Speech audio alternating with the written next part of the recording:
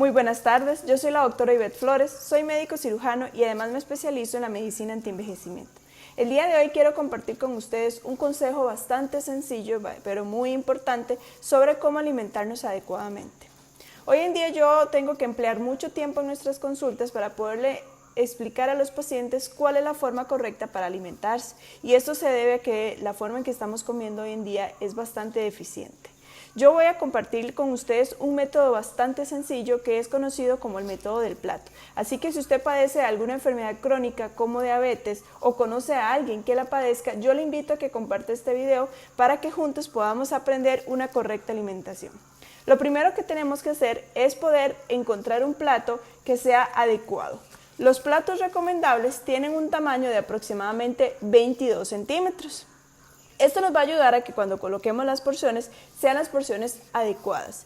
Recuerden que esto es un pequeño resumen, una pequeña aproximación de lo que se debe de hacer. Es muy importante que usted consulte con su médico especialista para que puedan adecuarlo a cada una de las personas. Una vez que tenemos este plato, nosotros lo vamos a dividir estratégicamente en dos mitades. La mitad la vamos a corresponder con lo que son las ensaladas y los vegetales. La otra mitad la tenemos que volver a dividir en dos. En esta parte vamos a hacer un cuarto de carbohidratos y un cuarto de proteína. Es muy importante saber cuáles son esos tipos de alimentos que se van a dividir. A veces eso cuesta un poco, entonces yo les voy a dejar un enlace en esta parte para que ustedes puedan ingresar a una página que me pareció excelente como ayuda para poder identificar esos alimentos y saber a qué corresponde cada porción. Pero a forma general, hablemos de la mitad del plato que se va a corresponder con lo que son las ensaladas o los vegetales, pero sin almidón. Acá esto puede dar un poco la confusión. Entonces yo siempre le explico, lo más fácil son las ensaladas, la lechuga, el tomate, el pepino, las zanahorias. Recuerden que no debemos de utilizar aderezos, limón y un poquitito de sal. Recuerden que si es hipertenso tenemos que controlarnos con esa cantidad de sal. Si se le dificulta un poco, está permitido una pequeña porción de aceite de oliva. Es muy importante que recordemos que los aderezos por lo general vienen muy condimentados y son altos en grasas, incluso de grasas que son dañinas para nuestro organismo. Entonces, en ese caso, las únicas que recomendamos es media cucharadita pequeña esta de endulzar el té para lo que es el aceite de oliva. En cuanto a los vegetales sin almidón, es muy importante porque los hay con almidón y los hay sin almidón. Los que contienen muy alto contenido de almidón se van a comportar básicamente como carbohidratos, como por ejemplo la papa, el camote, la yuca. Entonces todos ellos van a entrar dentro de la parte de los carbohidratos. En la parte de los vegetales sin almidón podemos encontrar lo que es la zanahoria, el brócoli, por ejemplo, y como les decía, en el enlace que les acabo de indicar van a poder encontrar más información o más ideas sobre ese tipo de vegetales sin almidón. Hablemos de la parte de la proteína. La proteína básicamente recomendamos lo que es carne de res magra, es decir, sin grasa o el menor porcentaje, cantidad de grasa. Recuerden que esta grasa de origen animal es la grasa más dañina y la que se va a depositar directamente como parte de la placa de ateroma, o sea, esa obstrucción que puede llegar a ocurrir en nuestras arterias y que desencadena un infarto, una isquemia, un ictus y demás. Entonces, tratemos de que esa proteína sea lo menos grasosa posible y para eso se denominan carnes magras. Por ejemplo, la carne molida tiene mucha cantidad de grasa. Entonces, si usted desea preparar carne molida, lo que yo le aconsejo es que en la carnicería pida la carne y que se la muela. De esta forma vamos a asegurarnos una menor cantidad de grasa. También es permitido el pollo o el pescado. En el caso del pollo y del pescado, recuerden que se deben de cocinar sin la piel. No basta con quitarle la piel antes de comerlos. Si usted los cocina con la piel, va a aumentar esa cantidad de grasa. Entonces tenemos que recordar cocinarlos sin la piel y además no agregarle grasa, o sea que no sea frita. Puede ser hervida, sancochada, en sopas o a la plancha siempre y cuando no tenga grasa o aceites agregados. En el caso de los pescados hay que recordar también que los más recomendables son los denominados azules, que son los más nutritivos, como por ejemplo el salmón, el atún, el bacalao, etc. Y por último vamos a hablar de esa cuarta parte del plato que nos resta, que son los famosos carbohidratos. Recuerden, señores y señoras que nos ven y nos escuchan en este momento, los carbohidratos o las comidas harinosas son de las que más van a afectar si usted padece de diabetes. Aunque no tengamos un diagnóstico de diabetes, si nosotros tenemos una alimentación muy alta en harinas, va a provocar algo que se llama síndrome de resistencia a la insulina y esto a largo plazo se convierte en diabetes. Además, el síndrome de resistencia a la insulina ya está conformado como una enfermedad o una patología muy dañina para el organismo. Entonces, no espere a que usted sea diabético para hacer estos cambios en su alimentación. Yo le aconsejo que a la hora de alimentarse, la porción que corresponde a los carbohidratos, que es la cuarta parte del plato, la podamos suplir por medio de harinas integrales.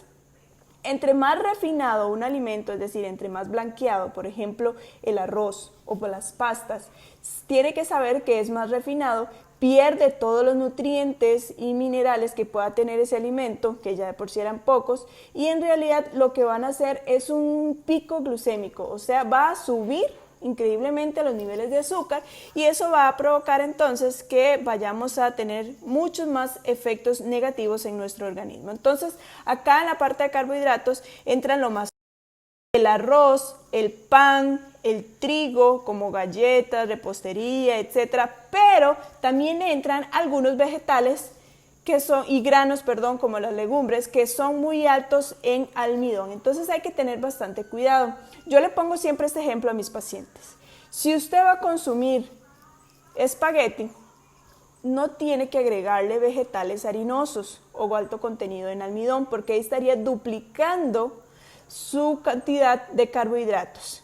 Entonces, lo que tenemos que hacer es que en la parte de las ensaladas podemos utilizar, en ese caso, vegetales, pero sin almidón. Acuérdense que en el link que les acabo de dar, ahí viene una lista para que usted tenga una idea de cuáles son esos vegetales. Dentro de lo que son los vegetales harinosos o con alto contenido de almidón, entran las legumbres y las semillas, como por ejemplo los garbanzos, como por ejemplo las lentejas, como por ejemplo las arvejas también. Comparativamente entre un vegetal sin almidón y uno con almidón, lo que representa una taza de brócoli, por ejemplo, que es sin almidón, tiene solamente 5 gramos de carbohidratos, pero media taza de lentejas, por ejemplo, tienen más de 15 gramos de carbohidratos. Entonces hay que saber cómo equilibrar adecuadamente el plato y para eso les dejo de tarea que tienen que investigar ese tipo de alimentos. Entonces, este es el famoso método del plato. En el método del plato, lo que se aconseja de bebida es solamente agua. Recuerde que en otros videos hemos hablado de cuánto es la cantidad de agua necesaria, es un cálculo que hacemos, pero por favor no tomen menos de 4 vasos de agua por día, porque ya de por sí eso es bastante poco. Ahora, vamos a hablar un poco de lo que son las meriendas. Nosotros en medicina también hablamos mucho de los tiempos de comida que son muy importantes para que usted pueda alimentarse adecuadamente. Yo les trato de ejemplificar una pirámide que es la siguiente. Es una pirámide invertida en la cual la mayor cantidad la vamos a poder ingerir en el desayuno, una cantidad más moderada en el almuerzo y por último una cantidad mucho más pequeña en la cena.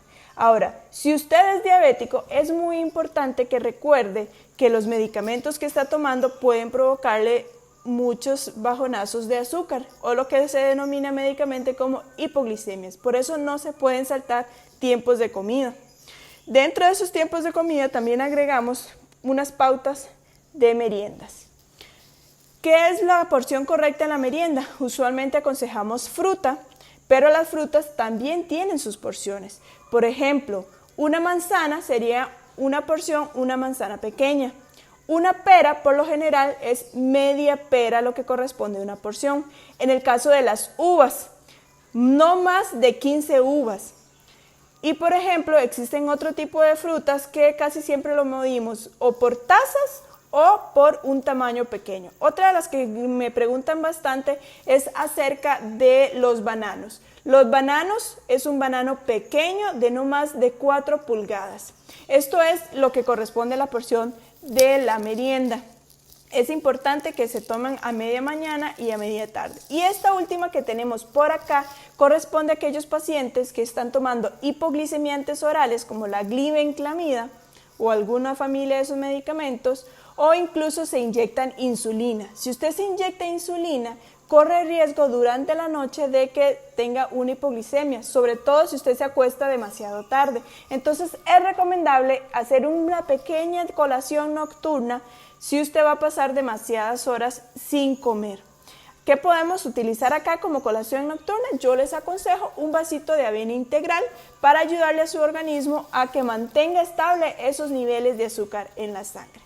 Este ha sido el video para el día de hoy. Espero que sea de gran ayuda, que usted pueda aprender a alimentarse adecuadamente y sobre todo que pueda mejorar su salud. Si tienen alguna duda o alguna consulta, no duden en hacérnosla, ya sea por este medio, que nosotros con mucho gusto vamos a estar contestando cualquiera de sus consultas.